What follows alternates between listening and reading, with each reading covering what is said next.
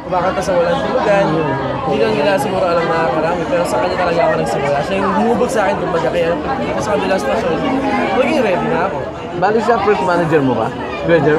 Hindi naman siya under contract actually, walang Tinutulungan ka lang. pero siya yung tumutulong talaga sa akin. And sinasabi naman niya pag iniano niya ako sa mga boss na siya yung nag-handle sa akin, pero walang proper... Tatay-tatayan talaga. Walang proper Pasalamatan ng lahat ng tumatangkilik ko ang king na wala na number kayo.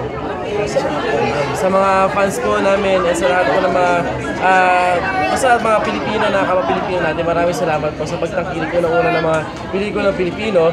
And syempre, sa pagpili ng Haunted Mansion, nung una, wala pa kaming credibility talaga actually for a movie star. Wala pa kaming pinapatunayan. Pero yung unang mga nakaraan niya, yung mga sinihan, hindi kami kinukuha Kasi sino pa naman kami tatapaguhan, di ba? Pero at least, nakita ng mga tao na habang tumatagal, meron man palang potential yung pelikula namin, kami.